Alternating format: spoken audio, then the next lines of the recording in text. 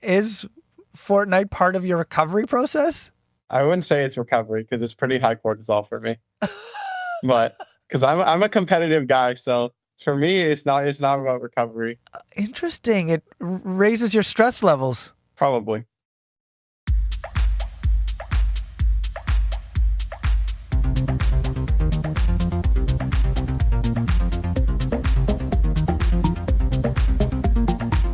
Welcome to the Canadian Cycling Magazine podcast. I'm Matthew Piaro, and joining me after a long break is Matt Hansen. Welcome, Matt. Hello, Matt. To you. Good to see you again. I mean, I see you all the time, but it's good to have you back on the podcast. Thank you. Sometimes we see each other too much. One might say. And rejoining us is James Bunga, writer and photographer. Welcome back, James. Thanks for having me back. It's always a pleasure, and I think it's going to be an interesting episode throwing to Matt and Matt. Yes. Well, I'm Matthew. You can call me Matthew if you need to. I'm technically Matthew too, but I've dropped it in the interest of making things more concise here. Brevity. Yeah. Thank you. This episode's feature interview is Luke Valenti. He's a young rider who's had some notable successes recently in Spain. We're going to find out more about the roadie from Orangeville, Ontario, including the role Fortnite plays in his cycling career. And that'll come up in just a moment. Luke, if you're listening, I've added you on Fortnite. I'm Viking123. So, if you want to play, I'm waiting for to accept my friend request.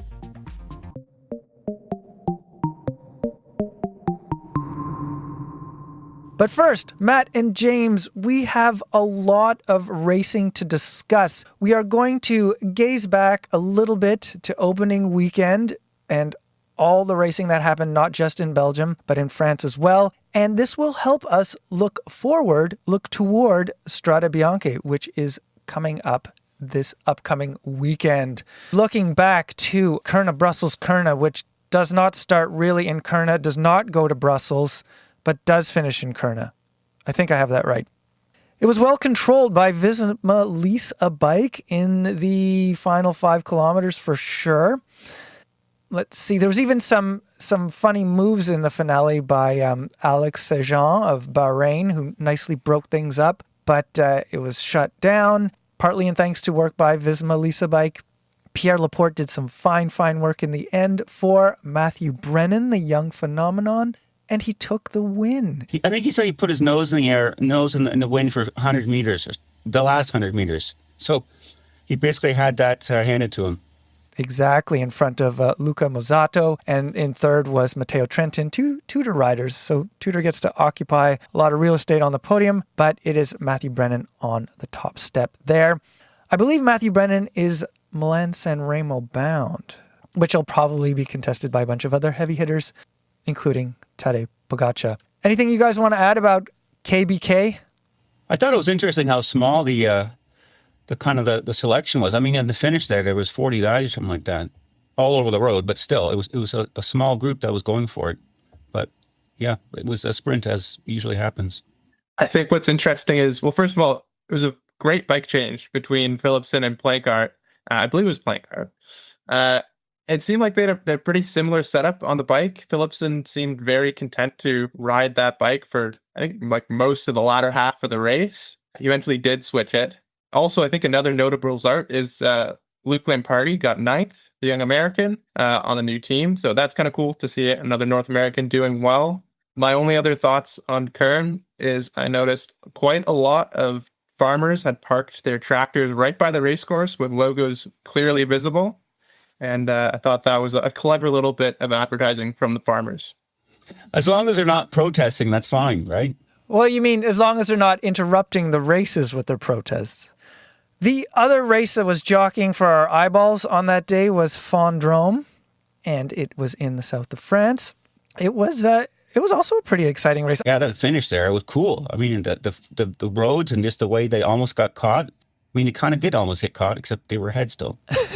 Yes, they almost got caught by the head. We'll parse that out in a second, but I agree with you that the roads looked like alleyways, narrow and twisty. It was very cool. I really like that finish, or just the course to begin with. The decisive action started at about 17 kilometers left to go. Jorgensen went with, that's Matteo Jorgensen of Visma Lease Bike, went with Romain Gregoire of Groupama FDJ United. Quinn Simmons and Jefferson Zapata tried to catch those guys. Those two, Quinn Simmons of Lidl Trek and Zapata of Movistar, were caught. At which point, this is about 13.5 clicks to go, UAE's Benoit Cosnefroy launched. And he chased, and he chased, and he chased, but he couldn't quite catch Jorgensen and Gregoire. And then to your point, Matt, it was maybe 200 meters left, less than that the bunch was closing in on Gregoire and Jorgensen. And Gregoire picked the right moment to just launch. He stayed away. Jorgensen managed to roll in. He got second. But it was, to your point, a very exciting finale. And what else struck you about that race? The parkour is the most interesting thing. Like you said, that finish there, I mean, it was like a sidewalk basically, and they're sprinting up there. But yeah, lots of attacks, lots of aggressive racing. So yeah, I think the race was more exciting because of some of the little punchy climb versus KBK, which looked quote unquote easier. I mean, it's not easier, but you know what I mean. Well, the one thing I always wonder is the weather at these races always looks a little bit warmer, a little bit nicer than the Belgian Classic. So I wonder if some of the riders are not too upset about being relegated to a little bit warmer weather, a little bit smoother roads. Yeah, other note, Lenny Martinez, third place in that race, a strong result at the day before as well. So cool to see him doing some good results back to back. I wonder what it's going to say about his form later on this season, but pretty consistent so far. And there was a bit of CanCon in that race. Jonas Walton did his third breakaway of the year. He just loves to be away, getting lots of TV time, and he's mixing up with the big guys. So that's great to see. So I'm sure his father, Brian, I've heard actually, they spoke about his father, Brian Walton, former Canadian pro, for great length during the commentary. And apparently he loves watching his kids race, but not everyone does because, it's hectic and it's chaotic and there's falls and crashes. But yeah, when you're up the road, that's the best place to be. Walton is on CIC Pro Cycling Academy. And as you mentioned, it's his third big breakaway of the year. He's clocked in, quite some distances. That was only 99 kilometers in Vendôme. But in Tour de la Provence, he was away for 120 clicks on the first stage. Yeah, and I mean, I saw that some of the delegates from his team are quite excited to get him, to see him up front. But, other teams are probably noticing this too. So, I mean, who knows? We'll see. Brief mention of Omloop Van et Ageland. Alison Jackson was 7th. She is on Saint-Michel Preference Home Aubert 93. Ober 93. And she was 23rd at the women's Omloop Nieuwsblad. Which, why don't we talk about that race a bit more, the women's race. Speaking of CanCon, Matt, there was, you spoke to someone who spent some time in the breakaway at Omloop Nieuwsblad. Emily Fulton, she's on a new team called Minimax. It's from the Wallonian part of Belgium. She was away for almost 100K. It was 137K, so she was around 93K. She was away with a 4-woman break. Eventually, it was just 2. It was her and another. I think it was de Graaf, Britt de Graaf. And they got caught with 40K to go. But, I mean, it's big for her because she had some big results in 2023. And then she was sick with Epstein-Barr. Last year, she came back. She had some good results. But, her plan was to get in the move. And she got in the move. And, so well executed.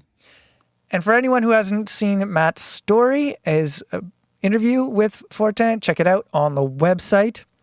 The big results in that race were Demi Vollering, who is on a tear. She won, followed by Kasia Niewiadoma Finney. And in third was Lorena Wiebes. On to the men's Omloop Nieuwsblad. That was a crash fest. That was crazy. I like to call it the newspaper race. It did not look fun. I mean, I think also too in the early season, it's kind of like the beginning of a stage race. Everyone's nervous. Everyone wants to get a result. But then the slippery roads, the cobbles, they create some treacherous stuff. So yeah, it was no fun to see that. The crash that sticks out, I think, in a lot of people's mind was Rick Plymers of Tudor Pro Cycling on the Molenberg. He went down very badly. He lost teeth, which were repaired quite quickly. There was some reports soon after, and he was looking all right. He wasn't able to, understandably, make it to Kurna Brussels Kurna the next day, but he seems to be recovering well.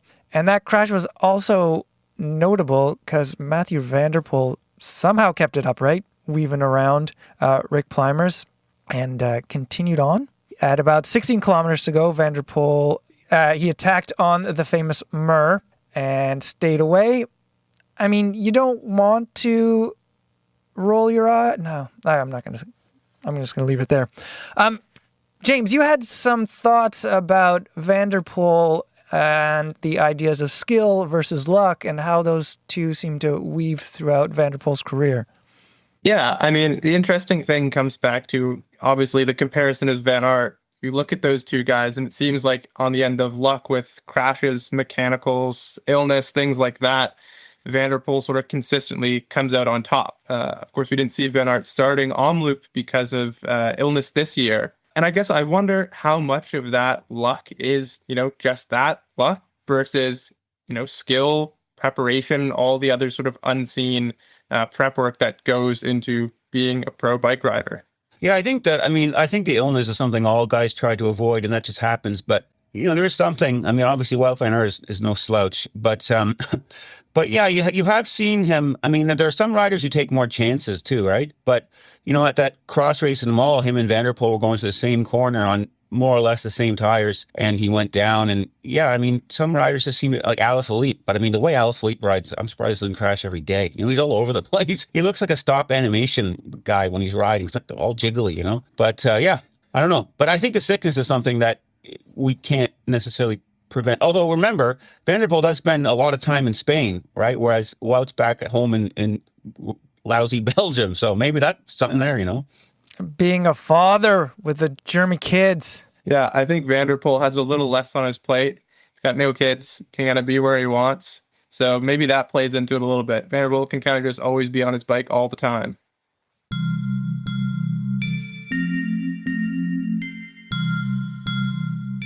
This episode of the Canadian Cycling Magazine podcast is supported by MS Bike. Even though it's March, and I don't know about you, but I see lots of snow outside. But even though it's winter, it's the best time to sign up for a cycling event, like one put on by MS Bike.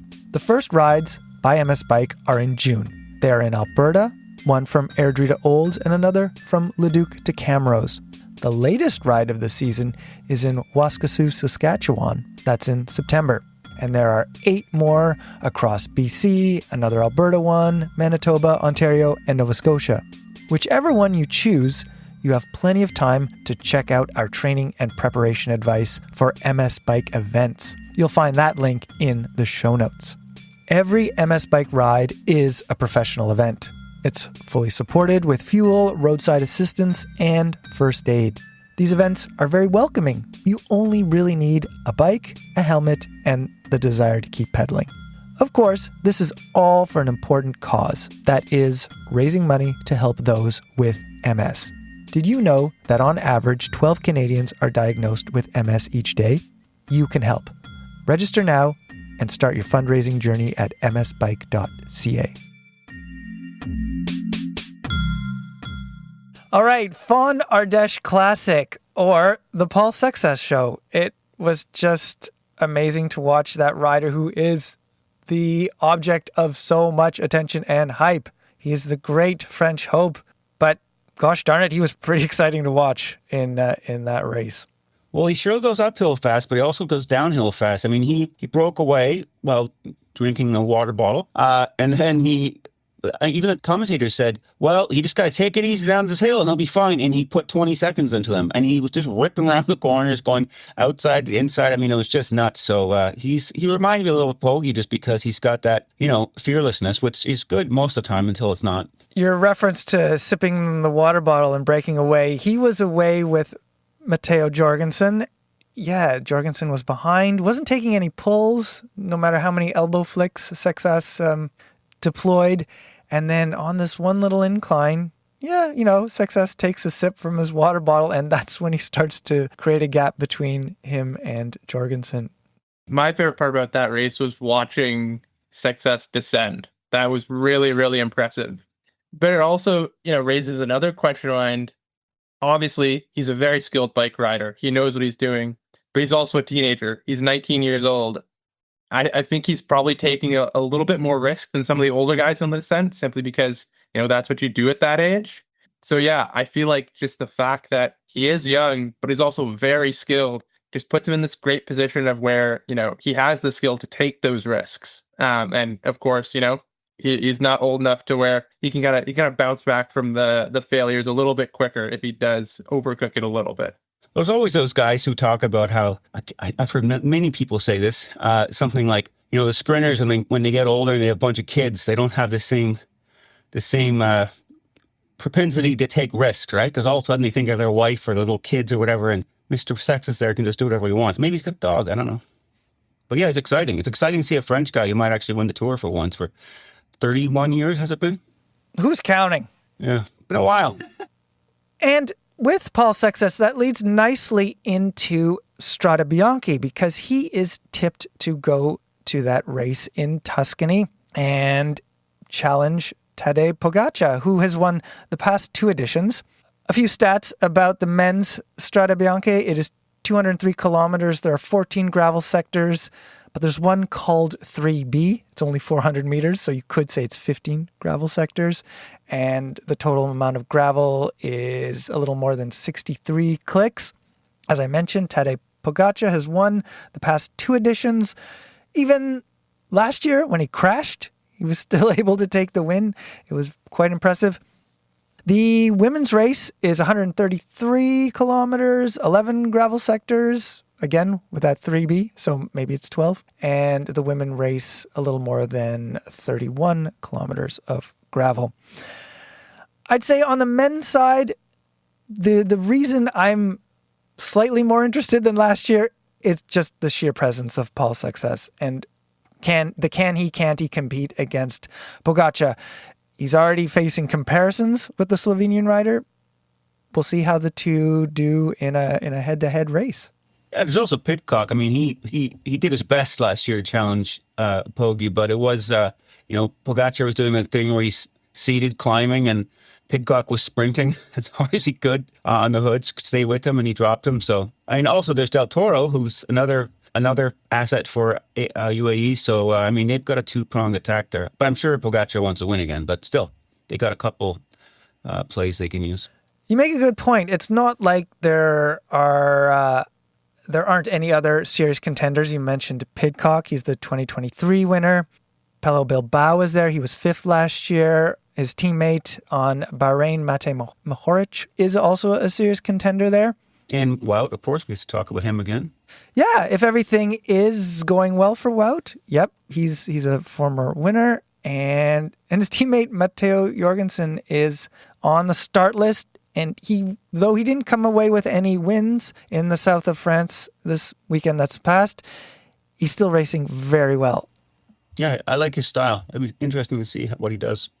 I'm sure he'll be working for Van Aert, but still.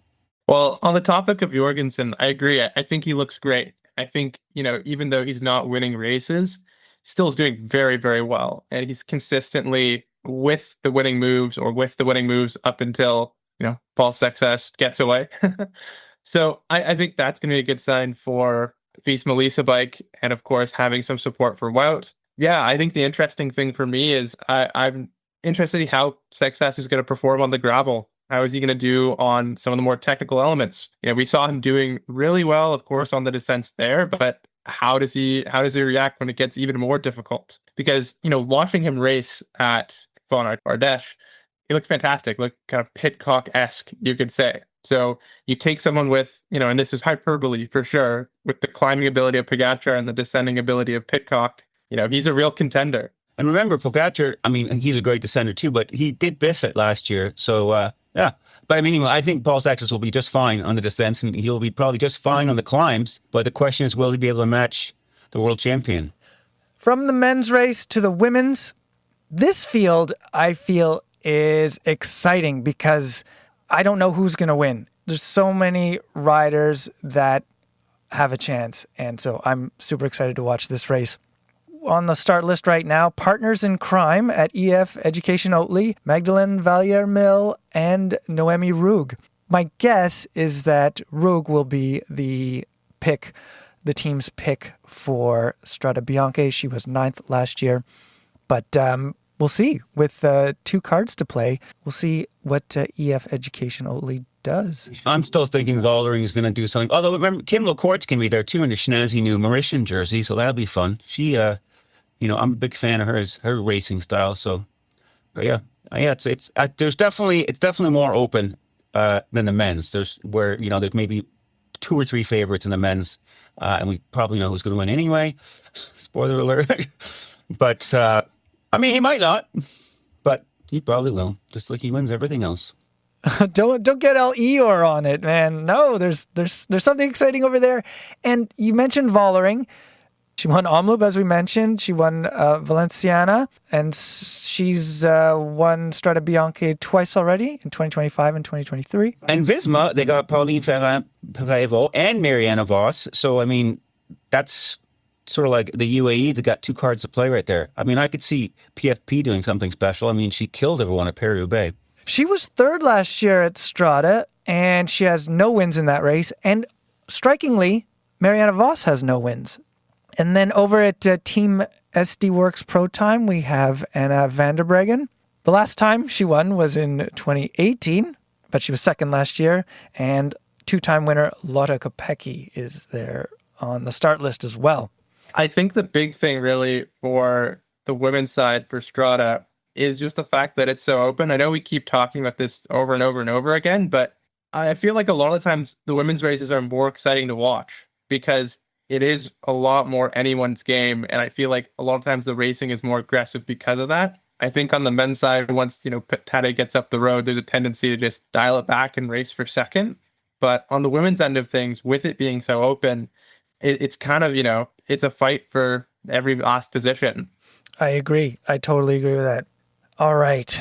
I'm very much looking forward to the gravel of Tuscany this weekend. And with that, let us switch to Spain and to our feature interview, Luc Valenti. He is an up-and-comer. He won the 2023 Tour de Beauce, which is a stunning result. And I discussed that with him because I feel Beauce occupies, naturally, sort of this bigger part of our Canadian cycling brains than it does in the rest of the world, understandably. But I do ask him about the significance of that race and what that translates into abroad. Valenti is on Ciclista Padronés-Cortizo, which is a club-level team in Spain. He landed on that team late last year because his contract wasn't renewed with the team formerly known as Israel Premier Tech Academy. He was on that squad for 2 years, and before that, Team EcoFlow Kronos. And going way back, Toronto Hustle Junior Cycling. On the Spanish team, though, it is one that seems particularly well-resourced. He's getting great opportunities. And in this interview, we talk about Spanish racing, the kind of the scene that he's in, his big goals, and like I teased at the top, the role of Fortnite. Now, I spoke with Luc after the first Spanish Cup race that he won, and then he's since raced the second installment. He was 7th there. He sent me an update about that I will drop in somewhere towards the end of the main interview. But without further ado, let's hear my chat with Luc Valenti. Luc Valenti, welcome back to the Canadian Cycling Magazine podcast. Thanks. It's nice to be here. The last time we spoke was way back in 2023 about cyclocross, but the occasion for this conversation is your recent successes on the road. Let's talk about Circuito del Guadiana. That's a one-day race, part of the Under-23 Spanish Cup. You won the finale in a 2-up sprint, but what was your expectation going into that race on February 22nd? Honestly, we didn't really have the expectation to go in the manner that we did. We were expecting it to be a bunch sprint because of the way the course is. There's a super fast finale in the last 20K. It's pretty much not all downhill, but maybe 5K is downhill, and then the rest is super fast on big roads. So we were expecting a hectic sprint finale, but I was able to get away on the climb with one other, and we somehow got it to stick to the line. So it was surprising, but also super nice. So were you not the leader for that race, or was that part of the plan to try to get away on that last climb? Well, our goal in the race was just to try and deplete everyone as much as possible. So we did this circuit 4 times with a 1K 12% climb, and every single time up the climb, we were pretty much going full gas just to try and drain everyone as much as possible for the sprint, because our team we didn't bring anyone who's like a big bunch sprinter. So that was the goal, and thankfully it worked out, and probably not the way we were expecting, but still worked out. So it was nice.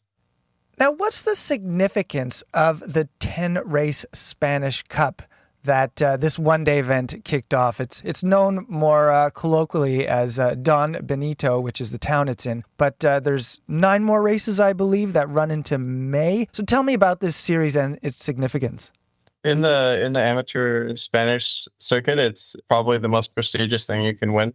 And yeah, you have 10 races until May, and it's accumulation of points. So I think the win gives you 120, and then I don't remember after that, but it's all tallied up at the end, and whoever has the most points wins the series. But it's really good. I think if you finish in the top 3 to 5 range, but I'm not totally sure. And now you're leading this series with the win off the first one. How does that feel? Pretty excited, actually, because it's I think my first ever time I've won a one-day race before. So it's pretty exciting for me. And yeah, I'm excited to defend the jersey for the rest of the spring. And I hope I can, because there's still 9 more to go. So yeah, we'll see. And there were other successes for your squad in that race. I believe someone on your team won the most combative rider. Yeah. Now, what can you tell me about your team? It's called Club Ciclista Padronés-Cortizo. Did I say that right? Yeah. Okay, and tell me about it. Tell me about its level and where it's based. Well, I think it's probably the best and probably the most organized club in Spain. We have a service course and a house in Padrón, the town. We have a couple rooms in the house, a big common area, and below is the service course. So you have all the bikes, the cars. So it makes it quite easy to go from race to race. And then you kind of have your home base here at the house for however long you're here. For me, I'm here for 2 weeks just to do these few races, and then I go back home. But listeners can see this service course and this team house on YouTube through the club's videos. And I got to say, it looks pretty professional. Like, it looks pretty dialed in. This seems like a pretty serious outfit. Yeah, I think for sure it's super organized, and for sure I think it's the same level as a lot of like the development teams from the World Tour team. So yeah, I'm pretty happy with it so far. I'm excited to spend the rest of the year just traveling around in Spain and racing. And this club is based in the northwest corner of Spain. Tell me a bit about that region. So Galicia, thankfully today it's actually a nice day, but normally it's quite rainy in the winter. But yeah, I actually really like it. I haven't spent that much time here yet, but when the weather's nice, it's actually like the roads are really good. I did a nice ride 2 days ago, 5 hours with some nice climbs and some nice roads. So yeah, and it's also super close to the sea, so you have lots of good views of the ocean. Now let's go back a little further to the other race you've won this year, Memorial Manuel Sanroma Valencia. It's a 3-stage race, and you won the overall on February 15th. Now, with that event, what was the plan initially? Were you there to target the GC? At first, I was there I was targeting the first stage, but because there was super strong wind and bad weather, they actually changed the finish, because originally it actually suited me super well. It was like just a circuit 2 times with a lot of crosswind, and then a 1K climb at 10%. So the the goal was for me to stay in front of the crossman and get in the split of like 30 guys, wherever it was that went, and try to sprint at the top of the hill for the win. But in the first section we did crossman, maybe 10K into the race, our whole team was on the front, and we just split the race into pieces, and we were a group of 9 guys, I think, with three in our team. So we rolled it, and it was a shorter stage, so albeit it was a little bit less time in the breakaway, but it was like 70K in the break with like full gas crosswind, and then the end was like super strong headwind, 50K an hour headwind, and yeah, we were just like all slogging from the headwind, like 35K an hour, and then they changed the finish in the middle of the race, so I didn't really know where the finish was, but I just knew, like, I knew it was coming soon, and we turned left around this corner, and I thought this guy was attacking, so I just followed the attack. And then I looked up, and there was the 200 meter to go sign with like, and there was a huge headwind. So I just was like, oh, I have to sprint. No, from first wheel and 200 meters to go with a huge headwind. So it kind of messed up my finish, but I still was like 6 or something. And then I had a good position in the GC for the next 2 days. Yeah. In the next 2 days, we were just trying to control the race and try and have a good position on GC for me. And, on the second day, 2 of my teammates went up the road. On the climb, there was a climb in the middle of the stage, and I was able to bridge across on the climb alone. So then we rolled the breakaway again to the finish with maybe, that time 80K in the break, maybe. It was a super hard day. In the end, I got a flat, and my teammate dropped back with me when I got the flat to help pace me back to the group. But we had to go super hard to come back because the guys started riding hard in front when they saw that I got a flat, because others in the group were also up on GC. So we had to go full gas to come back, and thankfully we did, because I think that could have been my GC over if my teammate Martin didn't stop and help me. And then, on the last day also, we had another crazy day in the break. So 3 days in a row in the breakaway. But the last stage in the break, there was a climb 50K into the race. It was a 160K stage, and my teammates, one on the front, just started drilling it. And everyone was super fatigued from the day before, because it was almost a 5-hour stage.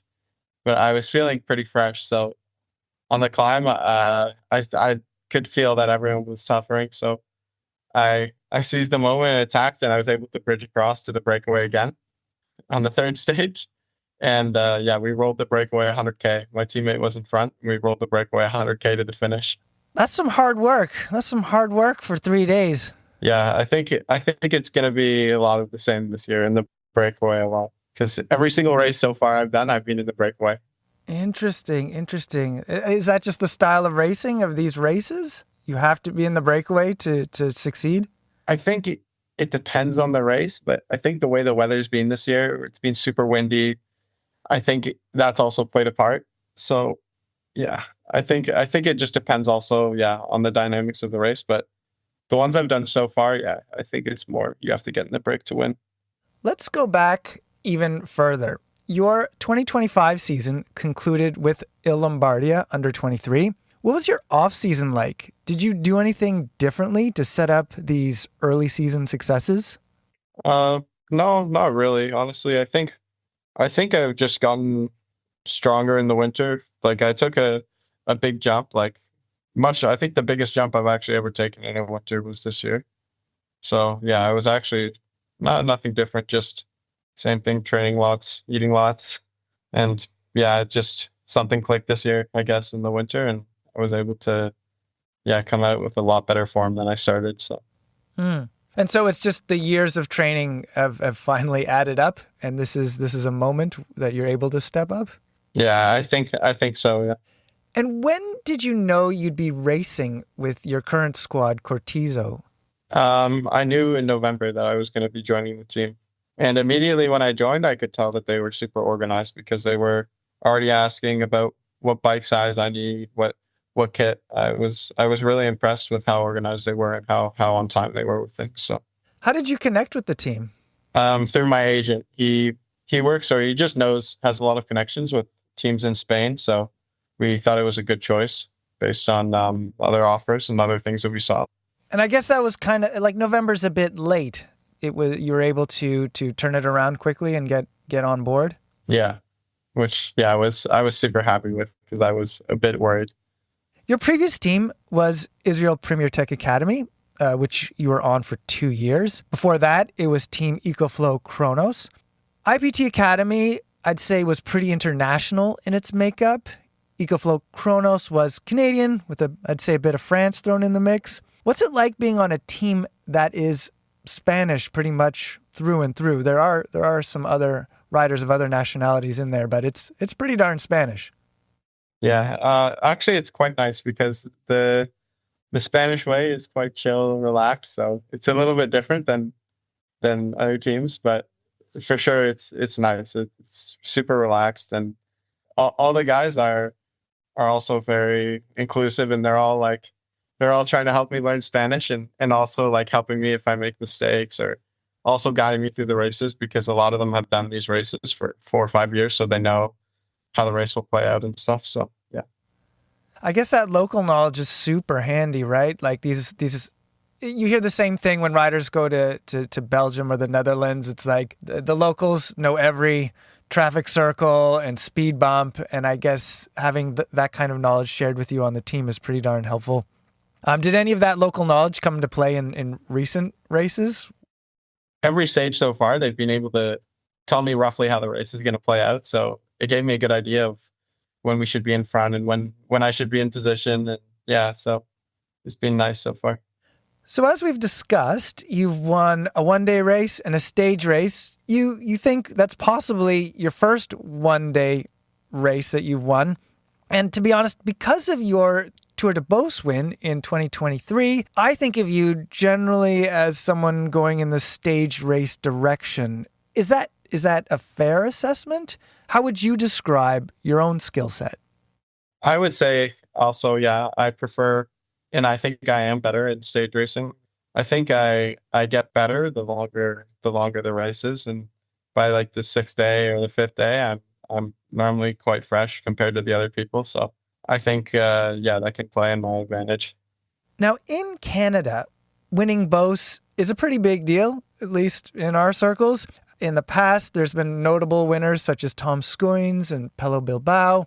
How is your result viewed abroad?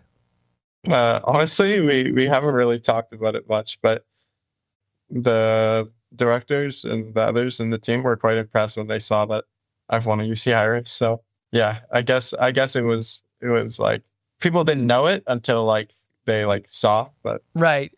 Once they dig into it, they see its significance, I guess. yes.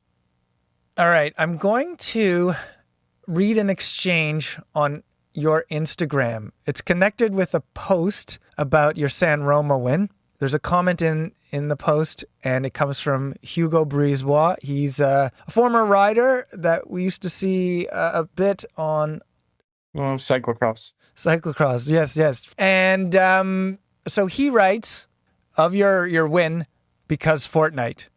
But the conversation doesn't stop there. Janaea Francis chimes in to Hugo, responding, because no Fortnite, actually.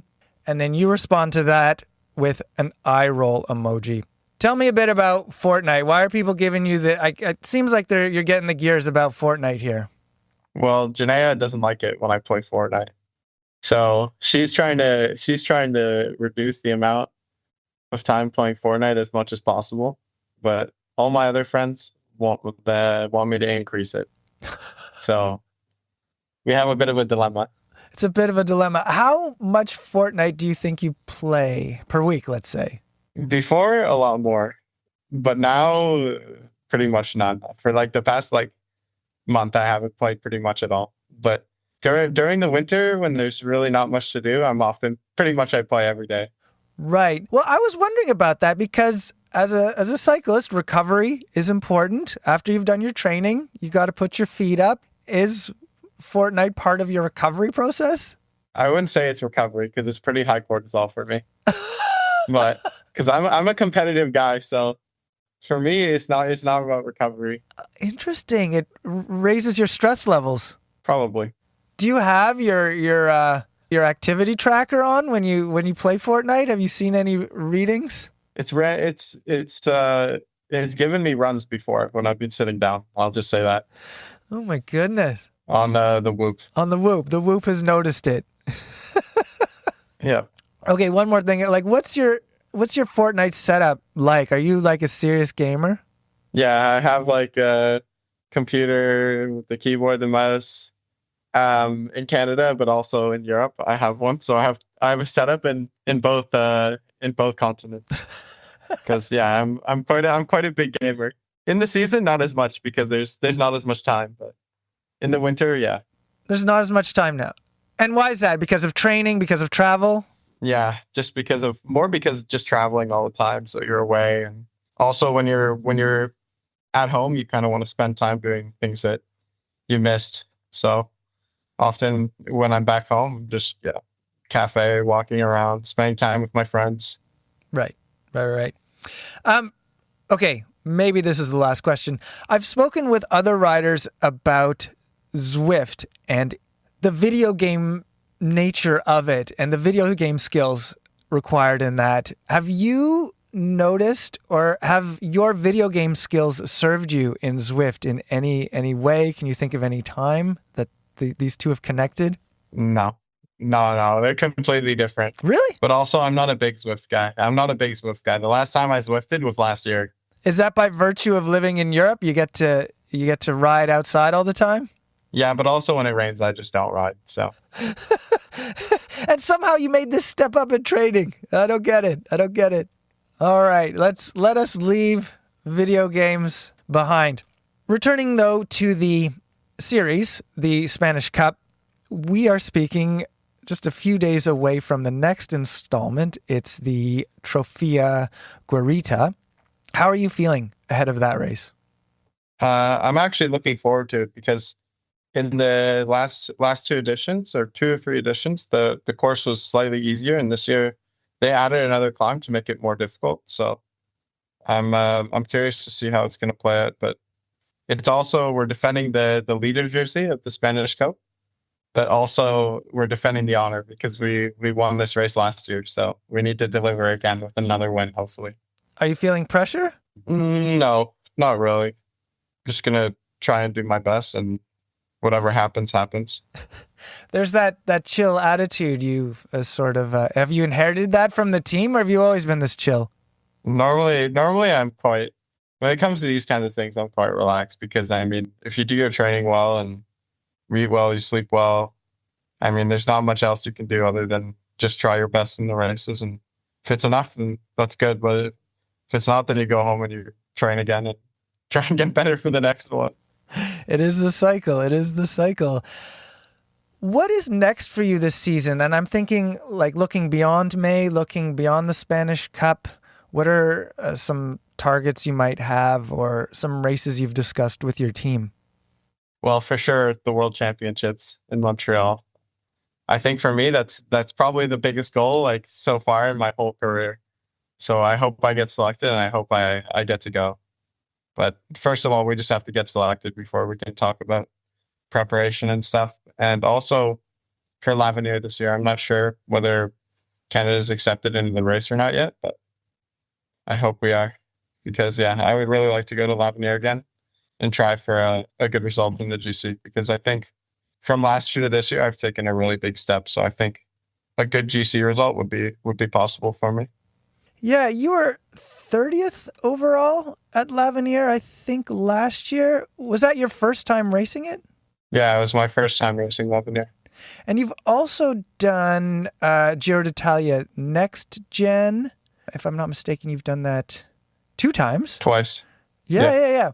Tell me about those stage races, and how they've affected your development. Well, I think riding as a team is something that you really do in the UCI races, where you do with your Conti team or your team. Like doing Giro Next Gen, I've actually really learned a lot about team tactics and how to ride with my team.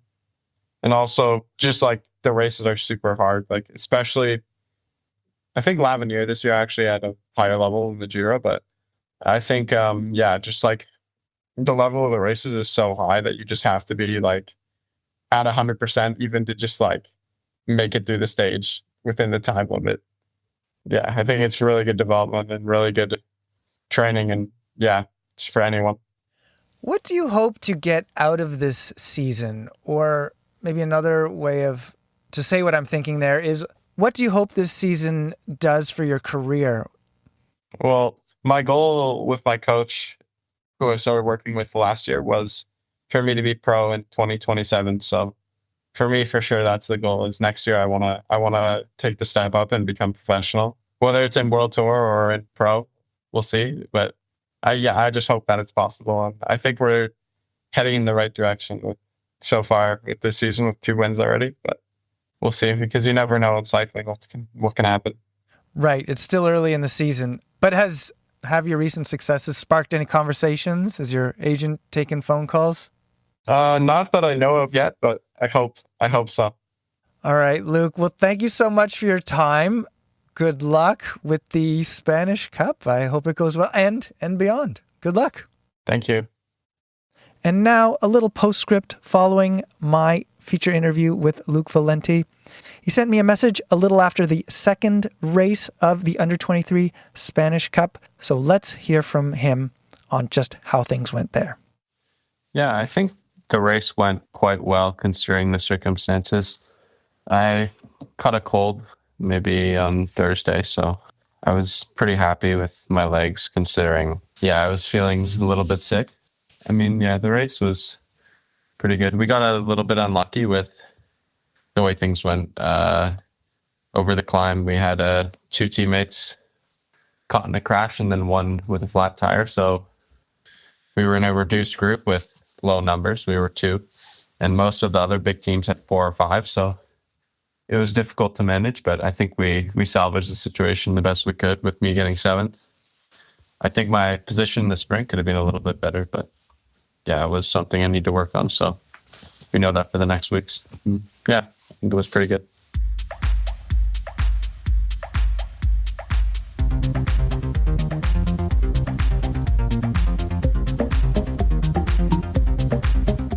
And that's the episode.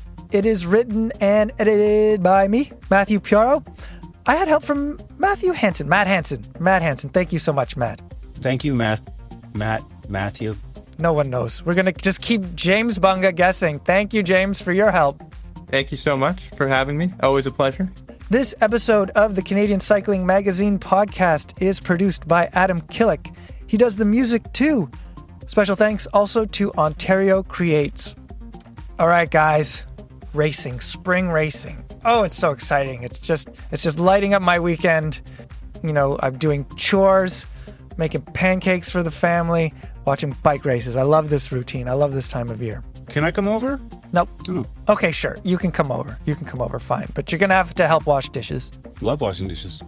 Just not at the office. No, someone doesn't like doing any dishes at the office.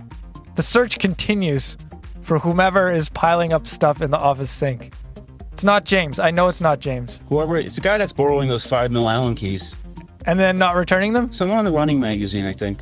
Why would anyone at the running magazine need Allen keys? Anyway, let's move on. James, give us your hot take on cycling kit in the pro peloton. Go. Who's hot, who's not? I was just going to say, lots of things in cycling are changing. The bikes are getting faster. Everything is getting different. But it's good to see the Baloise kit has not. It's probably remained the same for many, many years.